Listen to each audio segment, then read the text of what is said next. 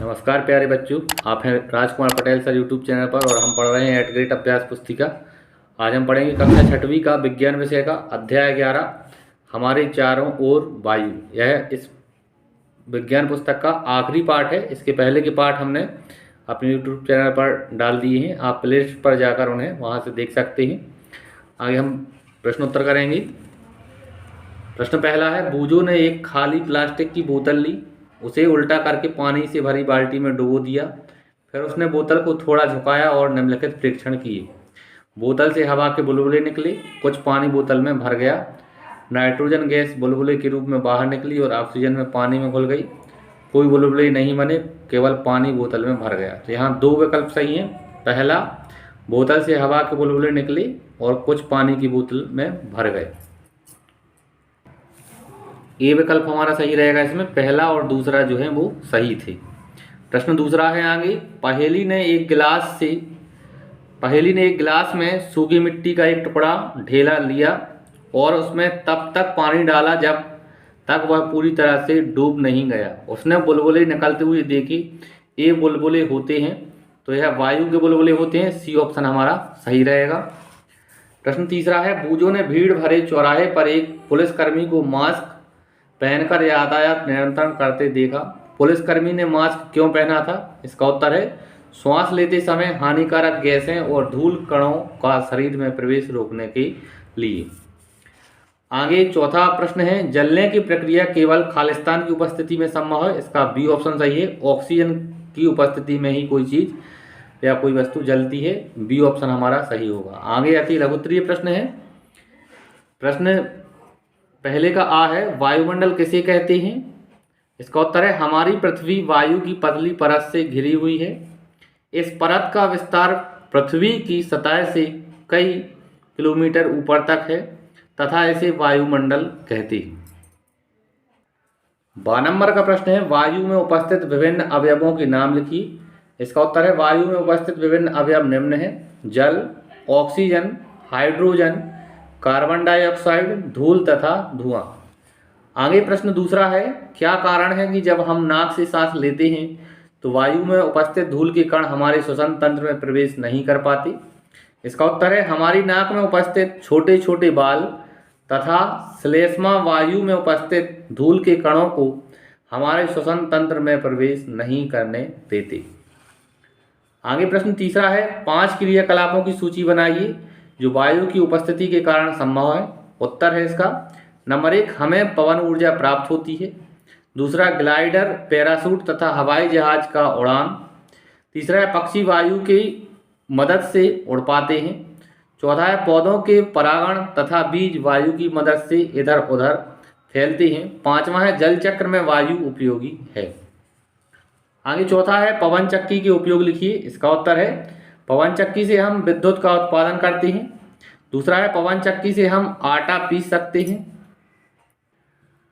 आगे लघुत्तरीय प्रश्न है। प्रश्न 5वां है, वायु की संरचना को चित्र द्वारा प्रदर्शित कीजिए। यहाँ आप देख रहे हैं बच्चों, यहाँ छात्रों, यहाँ एक चित्र है। यह नाइट्रोजन जो है हमारे वायुमंडल में 78% यानी 78% नाइट्रोजन।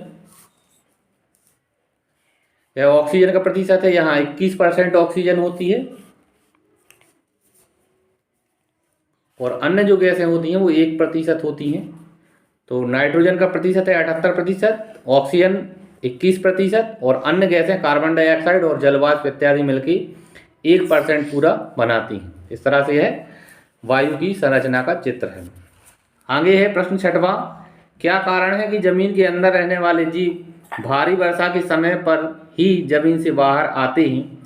इसका उत्तर है, जब वर्षा का पानी जमीन के अंदर रहने वाले जीवों की माद के अंदर भर जाता है तब वायु को उनकी माद के अंदर या बाहर जाने के लिए जगह नहीं मिलती है।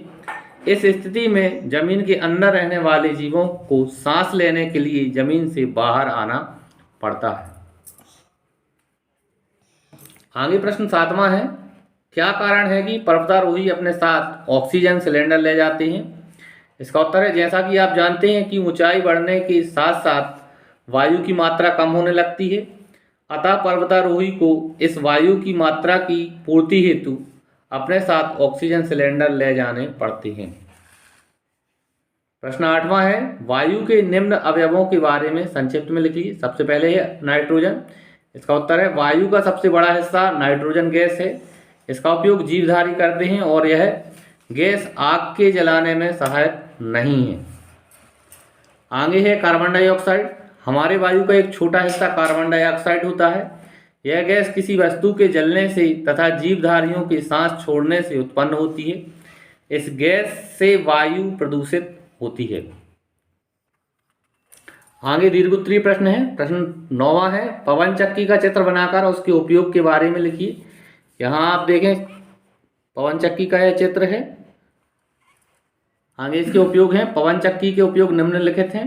नंबर 1, पवन चक्की से विद्युत ऊर्जा उत्पन्न की जाती है। दूसरा है पवन चक्की से अनाज पीसा जाता है।